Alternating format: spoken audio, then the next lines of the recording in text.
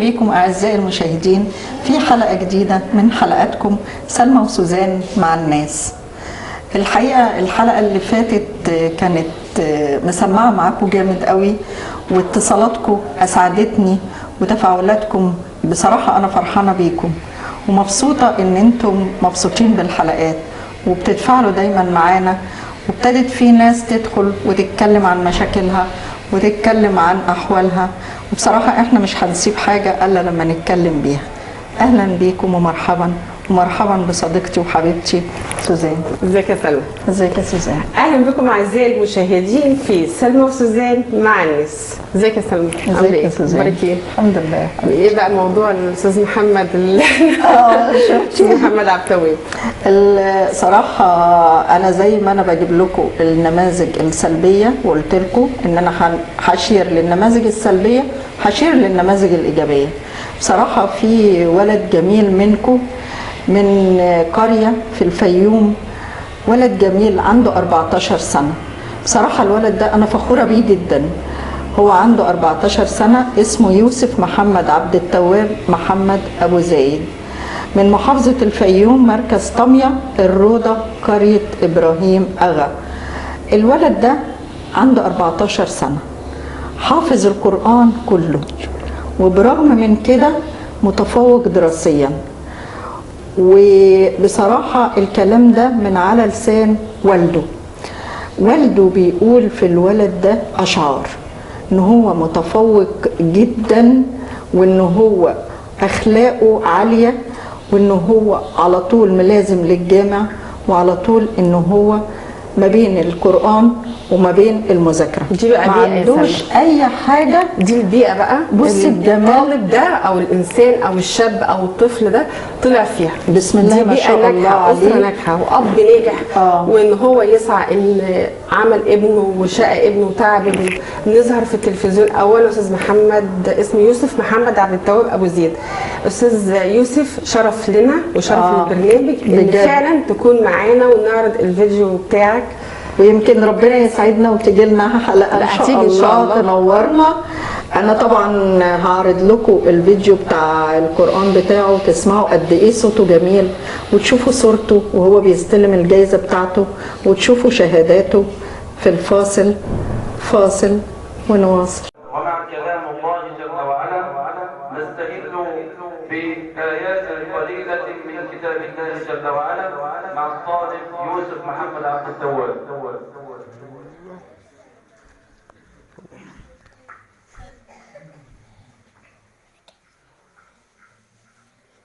أعوذ بالله من الشيطان الرجيم. بسم الله الرحمن الرحيم.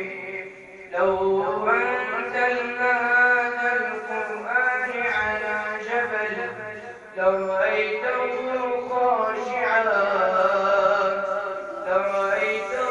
خاشعا متصدعا من خشية الله.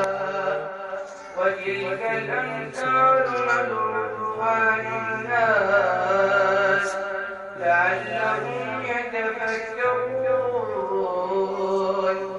هو الله الذي لا إله إلا هو عالم الغيب والشهادة، هو الرحمن الرحيم. هو الله الذي لا إله إلا هو الملك القدوس السلام المؤمن المهيمن العزيز الجبار المتكبر. سبحان الله عما يشركون. هو الله الخالق البارئ المصور، له الأسماء الحسنى، يسبح له ما في السماوات والأرض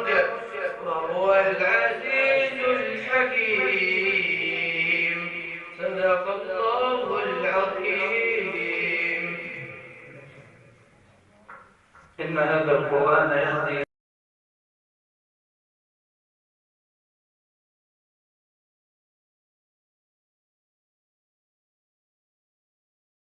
ورجعنا من الفاصل مع سلمى وسوزان مع الناس. عزيزي المشاهد، فقر وجهل وظلم وعيشة مرار، دخل جنيه وطالبين مني 1000 جنيه، عشتي وراضية فيها بس باصين فيها. هذا هو موضوع حلقة اليوم عن قرية فيشة، مركز منوف، محافظة المنوفية. يسعدني ويشرفني أن نلتقي بالأستاذ محمد رشاد، نائب ورئيس ائتلاف نبض مصر وعضو اللجنة العليا وأمين عام المنوفية. أهلا وسهلا بحضرتك. اهلا بيك يا فندم. اهلا وسهلا. اهلا بيك يا استاذ محمد، منورنا. ربنا يخليك. اهلا وسهلا يا فندم. كما يسعدنا أيضا أن نلتقي بالأستاذ محمد الكردي، عضو الأمانة العامة على مستوى الجمهورية. اهلا وسهلا بحضرتك يا محمد. اهلا يا استاذ محمد، اهلا بيك، منورين الدنيا كلها. الله يكرمك. الله يخليك يا استاذ محمد رشاد، نبتدي بحضرتك. اتفضلي يا فندم. طبعا اللي احنا سمعناه عن قرية فيشة، مركز منوف، محافظة المنوفية، سمعنا ان ناس عايشة بقالها 50 سنة. سنين يا فندم. سنين. والنهارده بس اكتر من 20 سنة بكتير. كمان. والنهارده هنقول ان الحكومة عايزة تطلع الناس من اماكنها. ده مشكلة مقابلة، ده مشكلة من المشاكل. ايوه يا فندم. تعليق حضرتك عن هذا الموضوع. والله يا فندم، احنا عندنا قرية فيشة الكبرى وكفر فيشة وهيت وعزبة كده جنبنا اسمها عزبة إمام. في أملاك دولة على ضفاي بحر الفرعونية. ايوه. بحر الفرعونية ده يا فندم أملاك الدولة اللي فيه كلها. كل الناس اللي كانت موجودة طول عمرها، احنا اتولدنا لقينا البيوت دي زي ما هي كده، قديم وجديد، واللي بنى قديم وجديد كانت أرضه وطلع لقاها. ففجأة كان بيدفع قبل كده، بياخدوا منه في السنة مثلا فلوس معينة، فجينا بنبص كإيجار، فجينا قال لا في تمليك وفي ناس بتتملك. طيب ابتدينا التمليك، طيب ماشي نتملك. في ناس متملكة من سنة ونص أو من سنتين ب 400 جنيه و500 جنيه. دلوقتي أنا عندي 100 متر قاعد فيه في بيتي، وفوجئت إن كله بيتكلم دلوقتي إن التمليك ب 3000 جنيه وب 2000 ونص وب 2000 جنيه.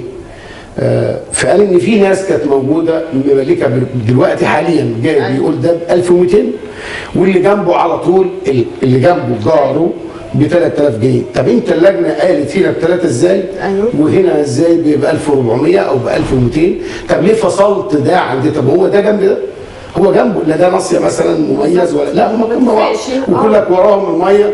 البحر الفرعوني، بحر الفرعوني عندنا مشكله كبيره جدا فيه، ان في قريه اسمها كفر الخضراء فيها مجمع للصرف بيرمي في قلب الميه. أيوه. يعني هي البيئه نفسها، حتى مش هقول لك الناموس والمرض ومجرد ما حضرتك تقول ان الميه راقده، معنى كده كلها كل واحد فاهم حشرات، امراض. ايوه. انا بس يعني احنا بنعاني اصلا، الناس بتعاني اصلا من المرض ده الاول. تمام. انا بس ليا استفسار. اتفضلي. الناس دي بنت على ارض الدوله بقالها كام سنه؟ بقالها سنين، يعني اقل واحد ما يقلش عن 50 سنه. 50 سنه. وفي 30 وجايين في 25 وجايين النهارده في ناس بعد من 50 سنه. يعني انا سني 46 سنه، 45 وشويه، من طلعت لقيت في بيوت على البحر. انا وانا طفل بطلع اجري لقيت في بيوت على البحر مبنيه. ايوه، يعني هم سابوه من 50 سنه وجايين النهارده يقننوا يقولوا ان ده المتر ب 3000 والمتر ب 2000 والمتر ب 1000. احنا مش معترضين على التقنين. انا معترض على ايه؟ ان انا دلوقتي بقول بسال سؤال، طب انت دلوقتي بتقول ده 3000 جنيه ليه وازاي؟ انا عندي راجل في البلد ظروفه مش هوصف لك، بياخد 400 جنيه من تكافل القرار. هو بياخد 400 جنيه. تمام. عنده ولد مريض، ظروفهم مش هقول لك، مش هوصف لك. الراجل كان بيبكي وبيعيط. قلت طب انا اجيب منين؟ طب انا اعمل ايه؟ طب ادفع ازاي 2000 وال1000 يعني هو بيتكلم من 1000 ونص لغايه ما وصل يعني اماكن وصلت 3000، بس اخر كلام سمعناه انه موجود دلوقتي 1600 و1700 و1800. على المواطن ده ان انا طول عمري ساكن في البلد دي وقاعد في بيتي، تخيل ان انا قاعد طول عمري في بيتي وانت تقولي معلش بقى يا تدفع يا تطلع. تطلع بره. بتطلع بره يعني طب ايه؟ انا معيش ادفع، انا والدي ساب لي البيت اهو ارضي وانا ورثتها. ما هو يا فندم ما هو برضه مش منطقي ان انا اسيبك 50 سنه واجي النهارده احاسبك ان انا اللي سبتك، وانا سبتك ليه 50 سنه؟ طيب. يا اساتذه يعني بعد اذنكم استاذنكم كل واحد يشوف شغله، سبتوهم ليه 50 سنه؟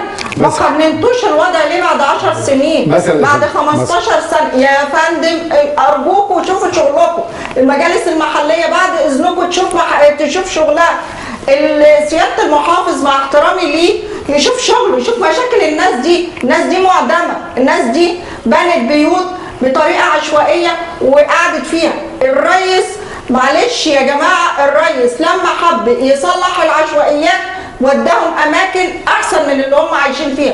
انتوا ليه بتعملوا في الناس كده؟ يا جماعه بتعملوا ليه في الناس كده؟ ما هو الرئيس لو ادى موافقه كل حاجه هتمشي. يا فندم ما هو يعني ما هو يا فندم هو في حاجه انا عايز اقول لحضرتك عليها. المشكله دلوقتي ان الناس دي قاعده في وسط الميه، في وسط الميه، يعني هو قاعد في مستنقع. طيب ناخد وعنده مرض. اتفضل يا بعد فندم. اذن حضرتك في هذا الموضوع. البحر ده يعتبر مستنقع. ايوه. مش بحر يعني مش منطقه نائيه. أيوة. فيشه وكفر فيشه ديت مش منطقه نائيه يعني بيحطوا فيها الاسعار دي خالص. أيوة. وبعدين دلوقتي يعني وانا جاي النهارده قال لك في ازاله شغاله على الناس هناك، يزيلوا من البيوت. لا. طب هنروح فين؟ أيوة. هزيل البيت وانا ساكن فيه؟ قال لك لا هطلعك واحطك في عربيه مصفحه وازيل لك البيت. يحطه في عربيه مصفحه يعمل ايه بقى بعد شوف اذنك؟ فين؟ اروح فين بعيالي؟ لا يعمل ايه في العربيه المصفحه؟ قال لك ده مسكينه علشان ما حدش يعترض. ايوه. لا حول الناس اللي ولا قوه هتطلع الا بالله العلي العظيم. وبعدين دي مش مشكله واحد ولا اثنين وثلاثه، ده مشكله اكتر من 300 اسره. بلد استقرار وعيشه. ثلاث بلاد غير بلاد تانية. احنا بنتكلم على البلاد اللي جت واستنجدت وبيسالونا انتوا بصفتكم ائتلاف انتوا بتعملوا لنا ايه؟ انتوا ما بقتش ونيجي نتكلم الناس راحت منهم، قلت لهم طب روحوا لمعالي المحافظ، قالوا رحنا كلنا مره واثنين وما قابلناش. ما بيقابلش حد. الاسعار موجوده لازم تروح تدفع. فطبعا طيب ما هم يبصوا برضو لدخل الفرد او بيشتغل ايه، حتى لو له دخل. طب هو بيشتغل ايه؟ ده عندهم اسكان اجتماعي. تمام كده. أيوة. هو يعني ما دام دي عشش، يعني على ما حضرتك بتقول دي تعتبر عشش، يا اما تاخدوهم تحطوهم في مساكن ادميه. تمام الكلام وتأجروا لهم على 20 و30 سنه زي الاسكان الاجتماعي. دي عالم تحت الارض يا جماعه، دي عالم تحت خط الفقر. احنا بنتكلم عن ناس معدمه يا فندم وسيادتك هم راضيين بالعيشه المرار زي ما صديقتي سودان قالت، راضيين بالعيشه المرار. استغفر الله العظيم يا رب، المرار مش راضي بيهم يا جماعه. دي ناس عايشه في مستنقعات وبتقول الحمد لله احنا عايشين. انتوا مستكترين عليهم المستنقعات؟ طب ماشي، مستكترين عليهم المستنقعات، عاملوهم بطريقه ادميه. ما تجيش تقول له انا هرميك بره وسيادتك النهارده يا اما تدفع 200,000 و300,000. هيجيب لك 200,000 منين؟ عاملهم ان انت يا اما توديهم في مكان ادمي يعيشوا فيه، لا اما سيادتك بعد اذنك تأجر لهم على 20 و30 سنه زي الاسكان الاجتماعي. عاملهم ان هم هيتملكوا بعد 20 سنه. انا ده رايي ولا ده هو الاستاذ كان بيملك الاول على 400 جنيه، ده من سنه ولا من سنتين فاتوا، مش من كتير يعني. ايه الفرق بقى دلوقتي اللي انت خليته 3000 و4000؟ وبعدين ما ينفعش انا المفروض اعمل دخل قليل عشان الكل يدفع، انما لما هعلم محدش هيدفع لي. هنقولوا مثلا 3/4 الناس دول بيقبضوا من كفاله وكرامه. هو كام كفاله وكرامه؟ يعني خليه مثلا بيقبض 500 600 جنيه. لا كفاله وكرامه بعينه ما بتتعداش ال 500 جنيه. تمام. هيدفع له قد ايه؟ هيدفع له هو دلوقتي 200,000 منين؟ هو اصلا بيقبض هيدفع منين؟ هو اساسا اللي حضرتك بتتكلم عنه. بس ايه الجهود؟ نعمل بحث اجتماعي. ال 500 جنيه ال 500 جنيه دول ياكلوا حد. لا احنا بس عايزين يصرفوا على علاج مريض عيل طفل في البيت. هو اساسا فين العيشه؟ طيب وفي ناس وليكن ان في ناس هناك بيقبضوا معاش، كم بيقبض 1200 جنيه، هيعيش 1300. طب هنقول له الحل، هنقول يعني حل لا احنا الاول قبل ما نقول الحل تمام. احنا عايزين نقول انتوا وصلتوا لمين وقابلكوا ازاي وتعامل معاكم ازاي وحللكوا ولا ما حللكوش. في مجلس محلي وفي عمده وفي اعضاء مجلس الشعب. سيادتكم فين يا اعضاء؟ سيادتكم فين اللي انتخبوكم؟ نعم حضرتك سمعت حضرتك العمده برضه؟ نعم ولا لسه؟ ان شاء الله باذن الله. هم يعني اعضاء مجلس الشعب جالهم قرار من رئيس مجلس الوزراء لنبيل شاهين بصفته ان انزل شوف مشاكل الناس دي وحلها. فهو دلوقتي يا استاذه دلوقتي انت كنت بتملك ب 400 و 500 جنيه، خلاص ملك على كده. ايوه صح. وكانت فتره قد ايه؟ فتره السداد قد ايه؟ 15 سنه. يعني كان المفروض الفرد ده يدفع لكل سنه 5000، هيقدر. صح. كل سنه يدفع 5000 هيقدر يدفعهم. أيوة والدنيا هتمشي وهيقدر يعيش وكلام من ده. الناس كلها عايزين لا هو مش هيقدر يعيش عشان بس برضه نتكلم. ماشي يعني هو مش هيقدر هيقدر يعني يعيش. هو الحاجه اللي هيحارب عليها دلوقتي ان هيقدر مش هو يحافظ بس على البيت اللي هو مش بيت، تمام. هي حاجه لما هي وعيال تمام او هو يا وعيال. فندم بنقول اذا امرت ان تطاع فامر بما يستطاع. يعني انت ما تجبرنيش ان انا اقول لك انا مش قادر وانا اطلع بقى انا وعيالي في الشارع. يا فندم مش في حاجه الناس اسمها بحث يعني اجتماعي. مثلاً هيعمل بحث اجتماعي هينزل يا فندم الناس بتوع الشؤون الاجتماعيه تشوف الناس دي عايشه ولا يا ميته. فندم بصي حضرتك احنا هاتوا الكاميرا وتعالوا شوفوا. عايشين في عشش. بيقول لك بيوت غير ادميه. خالص والله. انا مش محتاجه كده بحث اجتماعي. هو اساسا انا العين خلينا نمشي معاهم واحده واحده يا وليكن يا فندم واحده واحده دي بقى يكونوا على ما يعمل بحث. وليكن يا فندم ما كل ان ده انا يقف. هو ده خطوه واحده يا جماعه يقف. هو ده ينفع؟ يا سلمى انما اطلع الناس من العشش من عشش يا ناس يا مؤمنين يا سياده المحافظ ارجوك اسمعني بعد اذن سيادتك. انا دي استغاثه مني انا.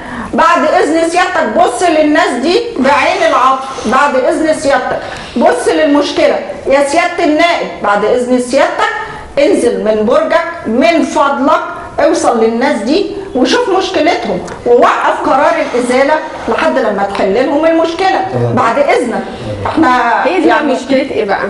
هي دي مشكله عضو مجلس الشعب اللي البلد كلها بتروح تنتخبه والاخر بيقول لهم سلام عليكم ما عرفكوش. فاصل ونواصل. هي دي المناظر اللي عايزين ياخدوا منها 200,000 جنيه و300,000 جنيه ويحاسبوهم على المتر ب1400 جنيه. ايه رأيكم؟ ايه رأيك يا سيادة المحافظ؟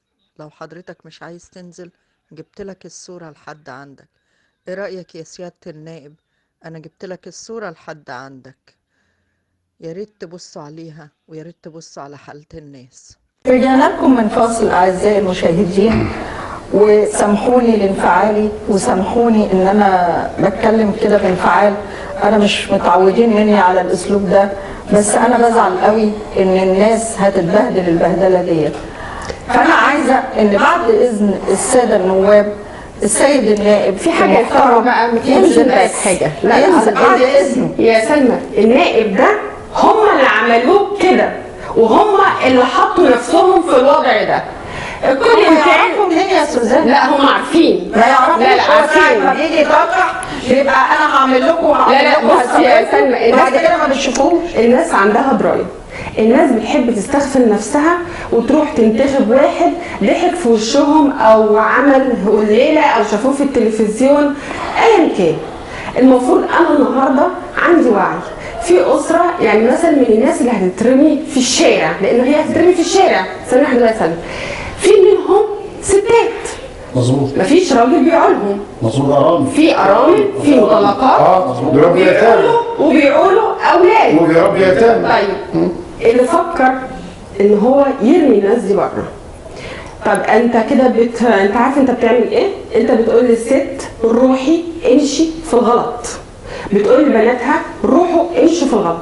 روحوا اسرقوا هيروحوا الشارع. ما هو ده بقى الشارع يا ناس. استاذ محمد تعليقك ايه على هذا الكلام؟ هو هيسيب بيته يروح فين؟ الست الارمله والمطلقه ديت هتروح فين؟ طب انا الراجل لو جت في الشارع مع احترامي يعني وما ينفعش طبعا لان ده فرض له من الدوله ومن الحكومه. انا لا ضد ولا مع، انا مع الانسان انه يعيش مرتاح. ده حقي على رئيسي، حقي على حكومتي. انا لما رحت انتخبت رئيس الجمهوريه علشان اعيش مرتاحه، اما رحت انتخبت عضو مجلس الشعب علشان انا كست اعيش مرتاحه. وبالمره بقى الستات اللي بتطلع ايام الانتخابات والمسخره اللي بتحصل دي، الرجاله كده ايه تقارن الستات شويه علشان نعرف نختار عضو مجلس شعب، رئيس جمهوريه. انا لا مع ولا ضد. استاذ محمد، تعليقك ايه على ان الستات دلوقتي ده مشكله بقى عندكم طبعا؟ كم نسبه الارامل المطلقات عندكم في مركز فيشه؟ يعني في المكان اللي هو على البحر ده هو تعرض اكتر يعني هنقول 20%.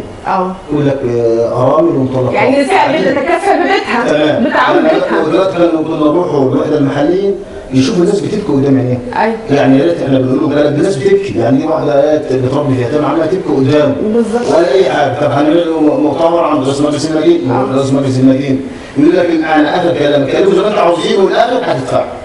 ما ادفع، ما هو انت هتدفع في امر يعني الست تقول له انا بربي في يتامى، هتدفع منين؟ انا بربي في يتامى دلوقتي ومعاشي ما بيكفينيش، انا لسه متجوزه بنتي ومعاشي ما بيكفينيش. يعني بقدر اسيب معاشي ما بيكفينيش وما بيقضيش حاجه خالص، معاشي كله بيروح لجوزي. اجيب منين؟ لا هتدفعي برضه. طب سيبناهم ورحنا المحافظه، رحنا المحافظه عمالين يشتكوا، المحافظه مش عايز يقابلني. رجعنا قال للسكرتير طب رد على بكره، طب نقدم شكاوى رسميه ما حدش بيرد عليه. طب قدمت شكوى رسميه وهترقب عليها اكتر من 50 شكوى للمحافظه. طب سيبوا بس الورق بتاعكم وتعالوا من الاثنين، ماشي تعالوا من الثلاث نروح. طب المحافظه قالت لكم من الاربع نروح، ما فيش حد بيقابلني. طيب مش المنطقه لها نائب؟ لها نائب. ايمن معاذ ونبيل شاهين الاثنين اعضاء الشعب. النائب مش هو ما خلاص هو بقى قاعد على الكرسي، هو كل واحد بيقعد على الكرسي بينسى الناس. هو مستنى شهرين دلوقتي بقى ولا يعني شهرين ولا حاجه ينزل بقى يتهدد عشان برضه تبقوا تخلوا ستاتكم تزغرط كده وتبقى تنزل تنتخب. والله العظيم الناس دي في الانتخابات هم لا ما بيكتبش الشوارع عشان يعيشوا عيشه يعني امين. قال يقولوا الناس هيغلونا ويخافوا علينا، يقولوا علينا بيتأسوأ. يعني كانوا بيناموا في الشوارع. لو دخلت بيوت الناس دي يعني لما دلوقتي الرئيس ده فوق دماغهم فوق كل شيء. تخش بيوتهم تخش بيوتهم فيها كل حاجه يعني محتفظين. لا هقول ايه بس والله العظيم يعني الناس تصعب على اي حد من كان اي حد. يعني دول مش في مصر، يعني ايش دول مش في مصر، مش في مصر خالص. يعني دول قاعدين على مستنقع وكده عينهم كانت بتغرق في الميه. والله العظيم كان في ناس قاعده بتغرق في الميه بتموت. هو مش قادر، هو لو قادر ما كانش ده. ما كانش عارف هو طلع لا ابوه واجداده عايشين هنا. طلع لا الوضع كده ده انا عايش متاقلم على كده. هو لو معاه فلوس بقى ب 300000 و200000 مش هيقعد. طب والعمله ايه يعني مجهوده ايه في الموضوع ده؟ عندنا شيوخ بلد، احنا عندنا نقطه في البلد، فعندنا شيوخ بلد المسؤول اللي انت بتروح له يقول لك هتدفع يعني هتدفع، ما حدش قدامي. هو يا جماعه يدفع.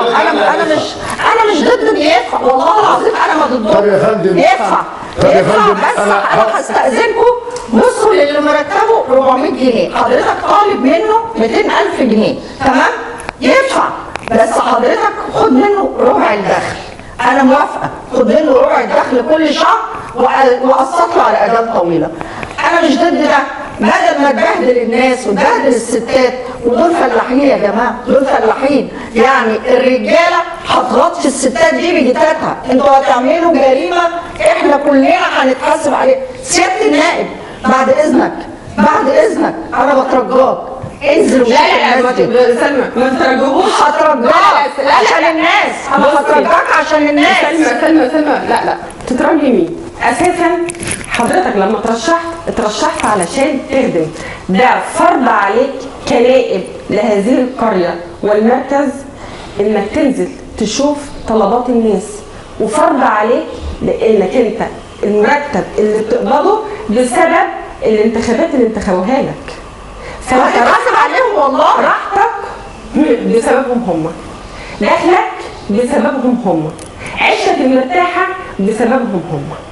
الحوار مش حوار بنترجاك، لا احنا ما بنترجاكش، ده حق عليك وفرض عليك انك تنزل تشوف كل راجل كل ست كل شاب اداك اسمه وعمل لك اسم. احنا ما نعرفش مين النائب، احنا بنتكلم نائب زي اي نائب. ادام اترشحت خليك قد المسؤوليه. شوف شغلك والله، شوف شغلك يعني عشان ربنا هيحاسبك. تعرفي يا فندم ان الارض اللي هي بيتكلموا عليها ديت ان الناس اصلا راهنينها، يعني اصلا كل الارض دي كانت واطيه وجابوا تاريخ وراب من فلوس يعملوا وفي بيوت بقى اللي بنى مسلح ما عملهوش برضه كده، ده وارث من الاب والجد وبعد كده بلا النهارده بلا نصلح ده النهارده يا استاذ لا بني العمر كله بقى بيبني سنين، يعني هو عمل قواعد ويوم يعمل عمدان ويوم يعمل شحانه ويعمل يعني سنين. والله عندنا بيوت مسلح ميلة البحر كده. من ايه؟ الميه الملاحه البيوت اللي عندنا اللي هي من قصر الطوب وكده دي بتقع علينا ما فيش. ايوه مبنيه على زباله، والله مبنيه زباله والله على زباله. المشكله الاكبر انه بيملك، يعني حتى في شروط التمليك برضه حاجات، يعني يملك في بلد وتاني بلد يسيب وتاني بلد يسيب. يعني مثلا لو ملك دلوقتي فيشه وكفر فيشه، طب المفروض هي تتملك، يعني عندنا عزبه اسمها عزبه امام تتملك. كل الارض يملكها من اول لاخر، ما جيش املك النهارده ده بسعر واجي ثاني يوم ادي الثاني السعر، يوم الثاني يعمل مشكله، يوم الثالث يعمل مشكله. بقول لحضرتك الحاج محمد كان بيتكلم، جايب واحد جايب له سعر ده جنب ده الاثنين، ده بسعر ده مثلا ب 1400 جنيه وده ب 3000 جنيه. طب هو لازم فيه. طب مين اللي انا بنسال سؤال واحد، مين الناس اللي بتقيم؟ المفروض ان في لجنه بتتشكل وتنزل نشوف فين لجنه التقييم دي؟ فين؟ كلها كانت دراسه. ايوه الناس عايشه بيوت على روح. ايوه والله يا فندم انا كل ما انزل فيشه الكبرى ديت الاقي الناس ملمومين بره وقاعدين، واحده ست تنده لي بتقول لي يا ابني تعالى شوفني اعمل ايه. انا مش صفر، هو انت شغال يا ابني؟ قلت لها هو اللي انت عايزاه حاجه يعمل ايه؟ قولي بس انت عايز ايه؟ قالت لي والله يا ابني بص احنا قاعدين على الارض ومش عارف انام، انا خايف اطلع انام فوق، قلقان مش جاي نوم، لا انام فوق ولا برتاح ولا انا يا ابني بيقول الحكومه تيجي تاخد الدين، انا يا ابني بيقول مش عارف ترميني بره بيتي. طب هروح قرارات ازاله. احنا دلوقتي نقعد نشوف الناس ديت بنقول له اسمع يا خلاص شد البيوت علينا واحنا قاعدين فين؟ لا مش هيبقى عليك، انا هكتفك كده. احنا طالبين وهيدي البيت عادي يا فندم، احنا طالبين مطالب الناس بسيطه جدا، احنا طالبين حاجه يعني هو يقنن من اول البحر لاخره، يبقى خلص موضوع التقنين ده نهائي كده، يبقى قانون الناس بحالها. يعني جاب مثلا هيك، جاب فيشه كبرى، جاب كفر فيشه، جاب هيك، جاب عزبه اسمها عزبه امام، جاب بعدين حاجه اسمها كفر العشري. كل التقنين يحط الناس دي في مكان دلوقتي ويحصر الارض اللي عنده وخلاص بقنن، ولما يجي يقنن يبص من عين الرحمه ان انا عند الناس ديت. ما انا بقول لحضرتك مفيش خالص. يا ريت يا استاذه ما كانتش ارض دوله والناس دي اتبنت في قلبها. ده كان بحر زي ما قلت لحضرتك مستنقع كده، ولا جموه كان كل واحد يصلح له حته كده ويعمل عشه فيه. ما ده اللي قلت لحضرتك يقسموا البحر وكمان الارض بتريح عشان الرطش اللي هو حاطه والطينه بتريح يبقى البيت بيبوظ اخر. يعني في ناس ما عندها مشاكل باعت بيوتها ببلاش بسبب ايه؟ بسبب الهبطان، بسبب هبطان الميه دي. لا حول ولا قوه. الدوله بقى لو ما كانش الناس دي منها يقويها، هم دلوقتي لو خدوا مكان استراتيجي بقى وراح عملوا كده. لا لو معايا مش هقعد في المكان. يعني في ناس دلوقتي، في ناس مثلا في الاسماعيليه ابراهيم على املاك الدوله على النيل وكلام من ده، خد منه اللي انت عايزه كله، لان هو استفاد. دول استفادوا ايه؟ دول اللي عايشين دلوقتي على المستوى العالي استفادوا ايه؟ استفادوا انهم عايشين كان في الخير والشر محافظين على عيالهم وعلى نفسهم وكانوا عايشين. ما بيطلعوش بحاجه، قاعدين عايشين وعايزين ياكلوا الشر. المره بتقول لك ياخد المعاش اللي هو يديهولي واطلع اشتغل على عيالي ويسيب بعدي في البيت. طب لو انت خدت المعاش اللي انت بتديه للست ده او بتاع تكافل الكرامه، اي مسؤول واصل كده يعرف يعيش بمرتب التكافل والكرامه؟ تنزل بيه عنه يا سوزان، هو اساسا بمستعد تنزل عنه وتعيش على ما فيش عشان مكان يقليها. يا جماعه يا سياده المحافظ هستأذنك انزل بص على الناس دي يا جماعه، بصوا للناس دي بعين الرحمه، بعين الرحمه بس اجلوا الازاله. احنا طالبين لما طالبين معالي المحافظ ينزل من مكتبه ويجي يبص على الناس ويشوف. شوفوا بعينهم. ان عجبه لا ان عجبه ماشي. احنا كل ما طلبنا ان يجي يشوف الناس دي ظروفها ايه ووضعها ايه، الناس دي عايشه ازاي، ما انا ما اسمعش كلام وانا قاعد جوه ولا اشوفه اطبقه، لا لازم انزل اشوف الناس دي مالها، الناس دي ايه اللي بيوجعها، الناس دي تعبانه ليه؟ هل الناس دي معاها ولا ما معاهاش؟ هل انا دلوقتي بقول لك انت تقدر تدفعي جنيه او 10 تقدر تقرر؟ طيب انا البيوت العادي بتتباع باسعار، انا لما ليا سعر اقف عنده من ملك الدوله ده بيتباع بسعر وابتدي يعني انا اخر كلام كانوا بيتكلموا ان السد على 4 سنين. لا حول ولا قوه. ويقول لك لا طب نخليها 6. طب اجيب انا 300 400 500 الف منين؟ اجيبهم منين؟ ممكن ده يجيب، طب حتى لو هيجيب حتى المدرس مثلا 1000 اعيش بيه وخد مني ال1000 بس اسدد دلوقتي، اسدد بعد 7 10 انا راضي، بس هو قريب منين كل وانا اجيب. فالمفروض فتره السداد تبقى اطول عن كده شويه يحس بالناس. بس الحقيقه انا مش عارفين نعمل ايه. هستكفى بكلامكم. يا فندم انا منتظره ان احنا هنعمل حلقه تاني، ربنا يخليك. ومنتظره منكم ان شاء الله صور ان شاء الله تصور لي الناس وتصور لي فيديوهات بالوقائع دي كلها ان شاء الله يا فندم. واحنا مش هنسيب الموضوع دوت، الموضوع ده ليه ديون واحنا مش وراه، وهنفضل وراه لحد لما يتحل، وهنفضل ورا اهالينا لحد لما يتقنن الموضوع. احنا بنناشد الساده المسؤولين يوقفوا الازالات دلوقتي، لان في ناس زعلانه وناس تعبانه. بعد اذنكم وقفوا الازالات. الناس بنناشد المسؤول عن الازالات يوقفها، ونناشد معالي المحافظ انه يتنازل معلش ويجي يبص على قريه فيشه الكبرى وكفر فيشه وهيك والطرق الناس المعدمه دي يبص عليها ويشوف الناس ديت، ولما يحبوا يملكوا الارض من اولها لاخرها مره واحده، ما يبقاش في ديون زي الاستاذه ما قالت في الاول. هو انتوا كنتوا سايبين الناس بقالكم 30 40 50 سنه وجايين النهارده تكونوا ده المفروض ده بالتقاضي انا قاعد عليها وخدتها، انا طلعت لقيتها ارض ابويا ورثها لي. انا ابويا ورثت الارض دي يا جماعه طب انا عندي رأي. شيلوهم حطوهم في مكان تاني ادب. ايه رايكم؟ يعني المهم تحل اي كان محافظ بعد اذنك انزل وحل المشكله دي. الحلقه دي بعد اذنكم. انا للاسف الوقت بيداهمنا والمخرج عمال بيقول لي ان خلاص الوقت انتهى. احنا لينا حلقه تاني ولينا كلام تاني. احنا هندعم الكلام ده بمستندات وهندعمه بالصور وهندعمه بكلام الناس مباشره، ومش هنسيب يا سياده المحافظ الا لما سيادتك نستأذنك تنزل. لو عايز سيادتك ان احنا نيجي نصور حضرتك وانت في الموقع وبتحل للناس دي المشاكل، عينيا هجيلك تحت امرك.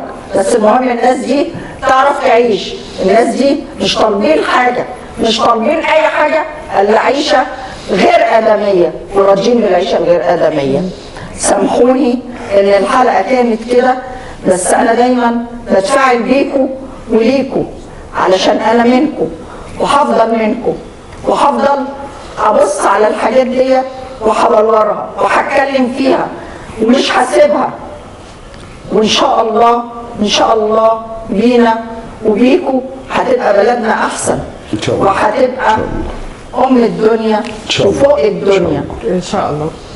أعزائي المشاهدين، بنشكر الأستاذ محمد رشاد نائب ورئيس ائتلاف نبض مصر وعضو اللجنة العليا، وبنشكر الأستاذ محمد الكردي عضو الأمانة العامة على مستوى الجمهورية. شكرا حضراتكم، شرفتونا ونورتونا، وإن شاء الله نحل مشكلتكم وهتتحل بإذن الله. كنتم مع سلمى وسوزان مع الناس. بنشكركم أعزائي المشاهدين، وهقابلكم في الحلقة الجاية، ومستنية تعليقاتكم ومستنية نقدكم ونجاحنا بيكم وليكم. سلمى وسوزان مع الناس.